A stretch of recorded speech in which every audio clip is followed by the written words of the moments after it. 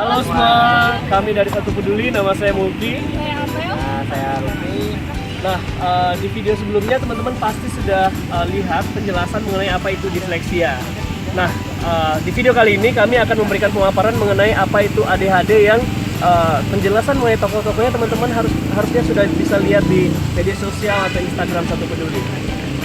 Nah, sama dengan video sebelumnya, kita akan tanya-tanya dulu nih sama warga sekitar. Kira-kira mereka tahu nggak sih apa itu ADD atau ADHD? Yuk! Anak buang kapal. Orang persepsinya itu anak bandel. Nggak bisa dia. Iya. Dan mereka tensinya short, mereka nggak dari satu hal ke hal lain. Agak kurang ya. Mungkin susah untuk fokus. Baru kali ini sih. Oh ya.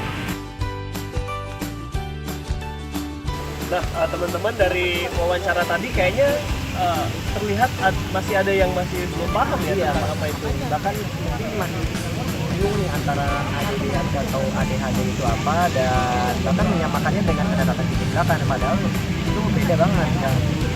Nah, makanya nih kita perlu jelasin pada mereka apa itu ADD dan ADHD.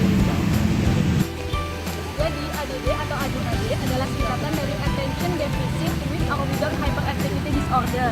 Nah, ADHD ini dalam bahasa Indonesia dikenal dengan gangguan pemusatan perhatian dan hiperaktivitas atau disingkat menjadi IPPH. Gejalanya seperti apa? Kita lihat tayangan berikut ini. Nah, di video kali ini kami akan coba juga jelaskan mengenai gejala utama atau ciri-ciri dari masing-masing turunan dari ADD atau ADHD tadi. Nah, yang pertama, saat kita bicara mengenai inattensi, nah kita punya 4 ciri-ciri atau gejala yang bisa kita lihat. Yang pertama, sulit untuk memusatkan perhatian. Yang kedua, perhatian mudah teralihkan.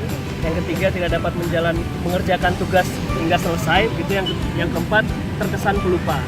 Nah, yang kedua, kalau kita bicara mengenai hiperaktivitas, gejalanya adalah yang pertama selalu bergerak. Gitu. Yang kedua, sulit untuk duduk dengan tenang. Yang ketiga, terkesan gelisah.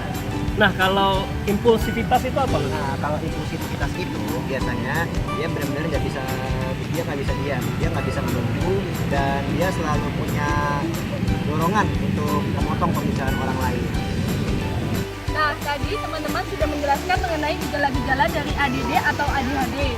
Penjelasan tadi hanyalah penjelasan yang bersifat informasi awal. Yang jelas, ADD atau ADHD ini dapat menjadi penyebab seorang anak mengalami kesulitan belajar, dan hal ini perlu dipahami oleh orang tua dengan sangat baik. Nah, jika kita menemukan ada anak yang memiliki kesulitan belajar seperti disleksia atau ADD ataupun ADHD, itu gimana sih caranya, Kak? Wah, ini nggak bisa dijelasin dalam video satu video ini aja, Lutfi. Nah, makanya bagi yang penasaran, yuk datang ke acara talk show yang diadakan oleh Satu Peduli. Nah, di acara talk show nanti tidak hanya akan bicara mengenai anak yang mengalami permasalahan di dalam kesulitan belajar, begitu juga akan dijelaskan mengenai hak-hak anak dari sudut pandang hukum. Oke. Kalau gitu, sampai ketemu di 10 Juni.